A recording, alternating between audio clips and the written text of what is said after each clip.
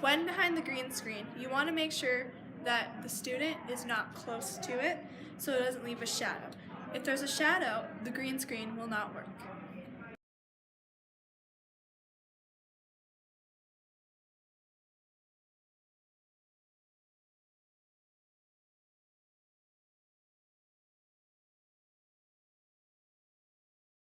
So you will click on image capture. That is how. After you plug in the iPod, you'll click image capture. Once something is already on the desktop, it will have a green check mark right there. And if it's not on the desktop, it will have nothing. But if you want something like this, you click on it, hold down, and let go over here, and it's importing. And make sure you don't click off of this until you see it on your desktop. Then you can click off. To create a folder, like so over here, first what you do is you click new folder, open that, take it, whatever you want in there, and slide it right inside. And then I can label this whatever I choose. Anyway, to throw away anything you put in here, but just remember that once something is removed from your desktop and it is still in a project, it will say missing file, like so.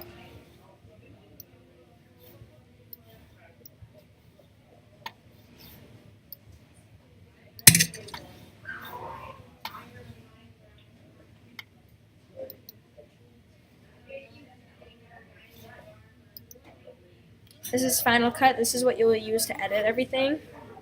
So it'll go to the screen, and now this is what it would be if missing file, because I deleted it. But there is a way to retrieve. You press trash, you find the file, whatever it is, and you can drag it back down to your choosing. So this is what I deleted. I'm going to bring it back down. And it's not in my trash anymore. So open my folder up, take what I deleted, put it back on. Just delete the thing that says missing file. Replace it with what you have. To create a new folder, a new one of these over here, you press File and make sure you are done. You don't have anything selected. You press File, New. You don't click, you just hover your mouse over. File, New, Library. You label that whatever you want. Press Save. That will then appear in the corner.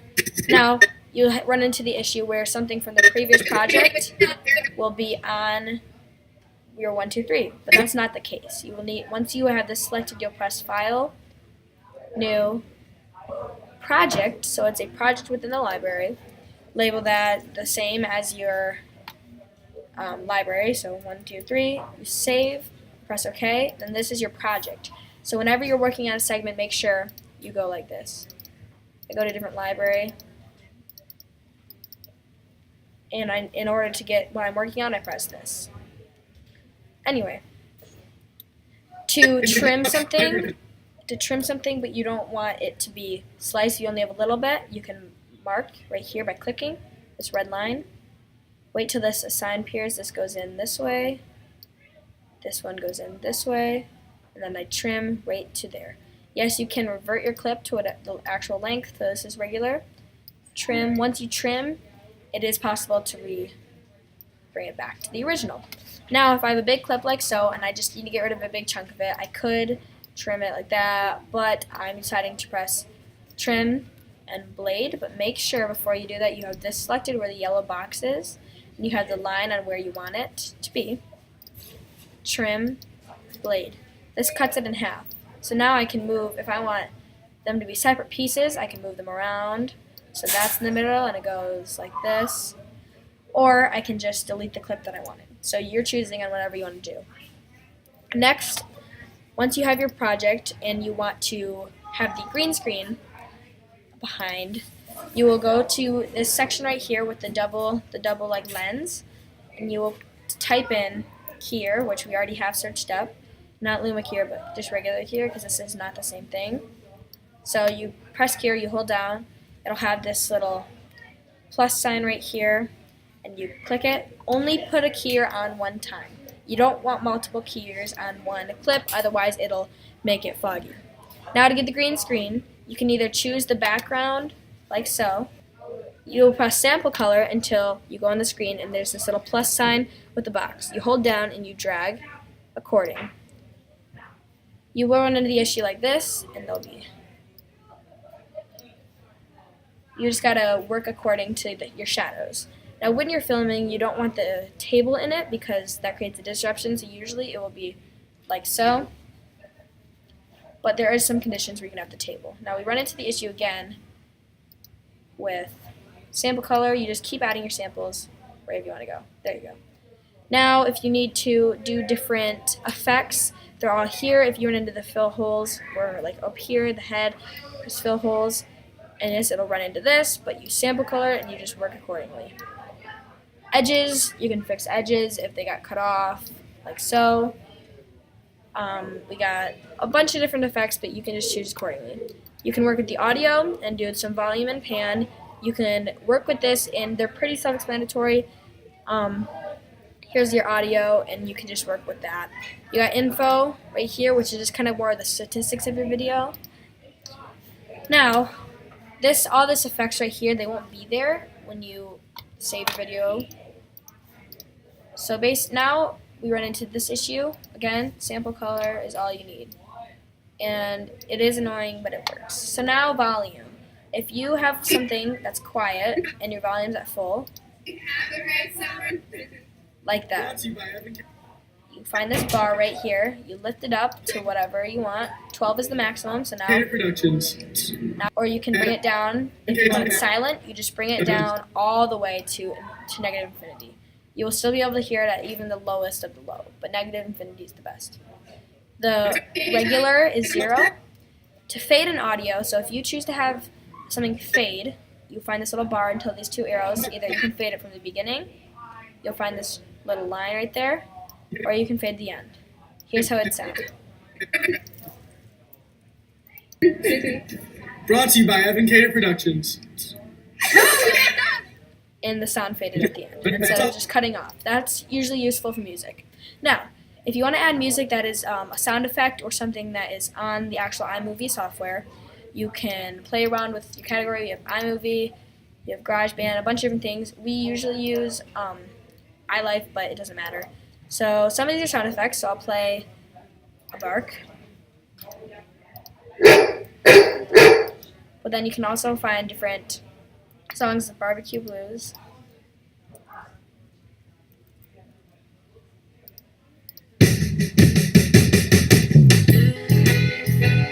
Now to get this audio, you're going to drag, place it like so. Now, make sure when you're editing you have your volume up to full volume, because that is how the people who are watching will hear, so this will end up being really loud. Now what you're going to want to do is drag the volume on this one and fade it, so when it's done, you know when it's ended.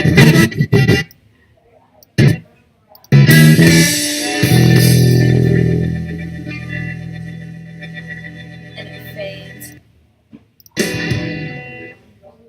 like so. Now if you want to save a different sound from YouTube, make sure it's free of use so you don't get caught for copywriting. Once you get that here by downloading an app usually on your phone called Documents, you can save it, plug your phone into the cord, and image capture to get it on. If you want to add sound from a different clip, if I want to add sound from this, I just place it below, and the sound from this clip will come out here. As you can see, it's overriding, but usually you don't want that. Now, you can play around with all these different effects because, like for instance, text. Whenever you're putting text on, make sure it's not at the bottom, but at the top, because usually usually depending on your segment or whatever, but we usually use Basic 3D because that's just the one preferred. And to edit it, you have to click on it, so the yellow box, click your line there, click on it until this thing comes up over here. You go to that and you write whatever you want. And same with this, you can drag it on and how long you want it. It can go for the whole thing, it can go for a tiny second, it doesn't matter. Now, what we will work on is green screening, putting the actual green screen on. If you choose something that is already on here, you'll click the little 2 over here. You can click on here to sample them. and go through it like these are bubbles. We usually use this one, and let's see what else. We use that one, we use Glide. We used Flowers recently, we've used Intersect. So say you want to add on this one right here. You click on it, you'll get that plus sign, you put it under, and there you have the green screen. Now, if you run into the issue where maybe he doesn't right now, but if you have holes, you fill holes to where you want it, like so. You sample color if we still need some sample coloring. There you go. We run into this down here, sample color that. And it's always good to add some sample colors because sometimes you won't really realize the full contrast unless you sample color it. Now, once you have this done and you have your episode, what you're going to want to do next is, in order to save it, you're going to want to make sure your line here, the one with this little arrow, is on the beginning. And this is selected in yellow. You're going to File, going to Share, Master File Default. You click on that, and when this screen appears, check the info, make sure everything's right. And next, what you're going to want to do is you have that. Now over here, you'll have folders, or like a desktop. You can just save it here, but it's much more organized just to save it where you prefer. So sometimes I'll save them here, but because right now everything is organized in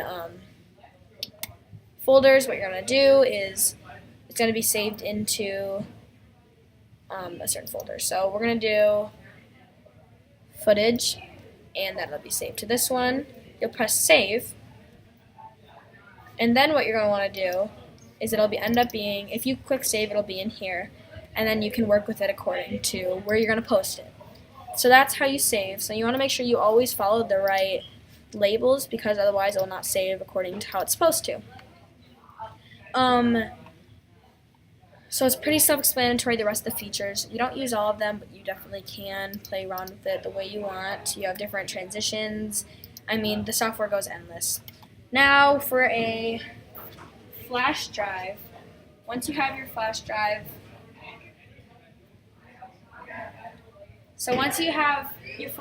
either plugged into the adapter or to the actual computer, as you can see right now, flash drive 2 is gone. We'll plug it right in. Give it a second to load up, because it has to export all the footage. So there that is. So now, if you saved something to a flash drive like this, you can open footage and open this one, move this one down. To move things around, you click up top. If I want to move this clip in here, I just move it and wait till it's uploaded. Now, I can take my flash drive and move it to a different computer if I choose, but your flash drive's there because you have 4, 0, and 2. 2 and 4 are the ones we usually use, though. So that is how you edit an episode, and you work with that. If you want to add the weather context, this is what we do. We look up Google, we look up AccuWeather. It's in their search history, and because we usually use this already, guys, gonna be 90 on Sunday. Emily, I mean 90 on Sunday. So basically what you're going to do is make sure the screen's like this, and we need this screenshot to put over here, and you're going to press on the keyboard. Hang on. So in order to screenshot, you're going to press all at the same time Command-Shift-4. Then you will realize that this little arrow thing comes up with a bunch of different numbers. Start in a corner, move it like so, move it around, because anything in this gray box will be screenshotted. So you want to make sure you're really precise about it, because you don't want to get things in there that you don't need to be. Like, this is a good screenshot. Just let go, and all of a sudden you screenshotted it. To add that to your project, you're going to open up Final Cut Pro, find it, grab the image, and the image is going to go on top. Now, here's an issue you run into. You're going to press this little box here. Wait until there's a bunch of different things, crop, all those, but just transform is the only thing that works. Find the size you want it to be. You can move it. Right now it's flipped, but that's just because it was saved that way.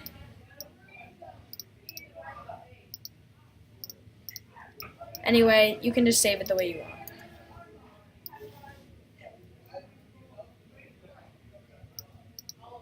Like this, and then you just, they will get flipped eventually, but move it to where you want it, and then that's that. But make sure it's on top. Otherwise, if it's on bottom, it'll become the background, and it'll overlap with what you choose. Now, to find your graphics, they'll be somewhere in here. Like the logos, you're just going to click and select and move them here. And once they're here, you can open this and this, select what you want, put them on here, and then all of your graphics or whatever you want will be on there. And that is when we have the intro and we have all the transitions. So now that you have this finished editing and your episode's uploaded, there's a couple things you want to do. We recommend staying organized because once the episode is saved on here, you are able to, once the episode is saved on here, you'll be able to delete it from here. And yes, you'll go back, and this will, if I delete this screenshot, if I delete all of this, I'll close this out, open it, and don't get worried because you'll run into, it'll say missing file. But that won't matter anymore as long as you saved it on your desktop or on here. So that's pretty self-explanatory. Now we're going to run into the issue of projector. If you want to hook up a MacBook to a projector, make sure your cords are all plugged in, and you'll run into this screen up here. And it'll say mirror. And then you'll just go on your projector from there. Now that you have your episode done, you're going to want to make sure now that the episode's done and it's up and posted on where you choose, posting on YouTube's super simple. All you do is you find what you wanted to post.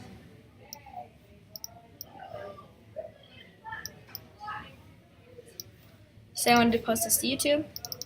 Pull it up. I'd press this button and YouTube, and I'd go through all the right publishing and hook up to YouTube and post from there. That is super self-explanatory. And yeah, so now that you have finished your episode, you clear it off, stay organized as possible, but we are, as of now, from the beginning of the year, this whole screen was filled with work and it was overlapping like this, and it was just not good. So yeah, that is how you do a WestPress episode.